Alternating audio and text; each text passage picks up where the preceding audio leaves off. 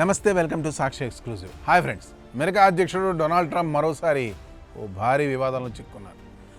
రోజుకు 2-3 సార్లు షేర్ మార్కెట్లో ట్రేడింగ్ చేసే సాధారణ ఇన్వెస్టర్ల కంటే భిన్నంగా ట్రంప్ వైట్ హౌస్లో కూర్చొని రోజుకు సగటున 40 సార్లు ట్రేడింగ్ చేశారన్న ఆరోపణలు అమెరికా రాజకీయ ఆర్థిక వర్గాలను కుదిపేస్తున్నాయి.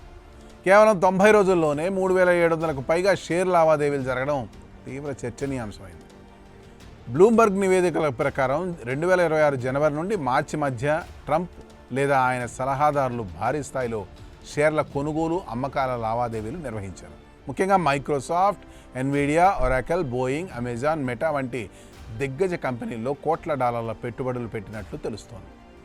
ఒక్క ఫిబ్రవరి 10న మాత్రమే మైక్రోసాఫ్ట్, మెటా, అమెజాన్ షేర్లను $5 మిలియన్ నుండి $25 మిలియన్ వరకు అమ్మినట్లు సమాచారం. ఈ స్థాయి ట్రేడింగ్ చూసి వాల్ స్ట్రీట్ నిపుణులే ఆశ్చర్యానికి గురయ్యారు. అమెరికా ప్రభుత్వ నైతిక ప్రమాణాల కార్యాలయానికి సమర్పించిన 100 పేజీల ఆర్థిక వివరాలు ఈ వ్యవహారాన్ని బయటపెట్టాయి. పలువురు మార్కెట్ నిపుణులు ఇది సాధారణ వ్యక్తిగత పెట్టుబడి ఖాతాలాగా కనిపించడం లేదని, భారీ ఆల్గోరిథమిక్ ట్రేడింగ్ నిర్వహించే హెడ్జ్ ఫండ్ తరహాలో ఉందని వ్యాఖ్యానిస్తున్నారు. అయితే అసలు వివాదం ఇక్కడి నుండే మొదలైంది. ఒక దేశాధ్యక్షుడు ప్రభుత్వ విధానాలతో నేరుగా ప్రభావితం అయ్యే కంపెనీలో పెట్టుబడులు పెట్టడం ఎంతవరకు సమంజసం అన్న ప్రశ్న ఇప్పుడు అమెరికాలో హాట్ టాపిక్గా మారింది. ఉదాహరణకు, ఎన్విడియా సంస్థ చైనాకు ఏఐ చిప్లు ఎగుమతి చేయాలంటే అమెరికా ప్రభుత్వం అనుమతి తప్పనిసరి. అలాగే బోయింగ్ కంపెనీ ప్రభుత్వ రక్షణ ఒప్పందాలపై ఆధారపడి ఉంటుంది. మైక్రోసాఫ్ట్, అమెజాన్, మెటా వంటి కంపెనీలపై ప్రభుత్వం యాంటీ ట్రస్ట్ విచారణలు, ఏఐ నియంత్రణలపై నిర్ణయాలు తీసుకుంటూనే ఉంటుంది.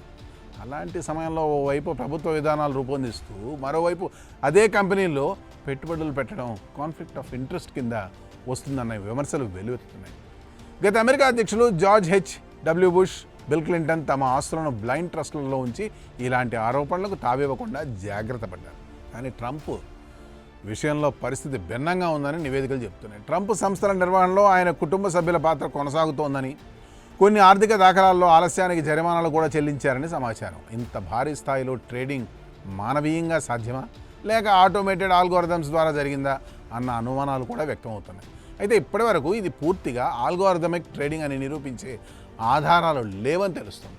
అయినప్పటికీ కేవలం 3 నెలల్లో వేల లావాదేవీలు జరగడం అమెరికా మార్కెట్ వర్గాలను ఆశ్చర్యపరుస్తుంది.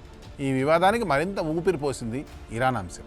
ఇరాన్తో చర్చలు పురోగమిస్తున్నాయని ట్రంప్ ప్రకటించే ముందు కొందరు ఇన్వెస్టర్లు భారీ స్థాయిలో ఫ్యూచర్స్ మార్కెట్లో బెట్టింగ్ పెట్టారని సమాచారం. ట్రంప్ ప్రకటన తర్వాత చమురు ధరలు పడిపోగా అమెరికా మార్కెట్లు భారీగా ఎగిశాయి.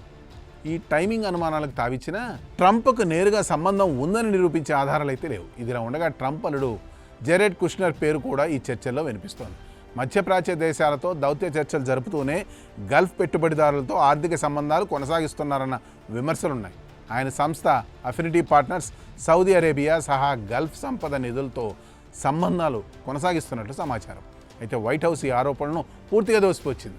ట్రంప్ పెట్టుబడులను స్వతంత్ర ఆర్థిక సంస్థలే నిర్వహిస్తున్నాయని, ఆయన కానీ కుటుంబ సభ్యులు కానీ నేరుగా ట్రేడింగ్లో పాల్గొనడం లేదని స్పష్టం చేసింది. అయినప్పటికీ ఒక అమెరికా అధ్యక్షుడు ప్రభుత్వ నిర్ణయాలతో ప్రభావితం అయ్యే కంపెనీలో ఈ స్థాయిలో దూకుడుగా ట్రేడింగ్ చేయడం నైతికంగా సరైనదేనా అన్న ప్రశ్న మాత్రం అమెరికాలో పెద్ద రాజకీయ చర్చకు దారితీస్తుంది.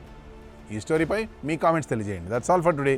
This is Harikrishna signing off for Sakshi exclusive.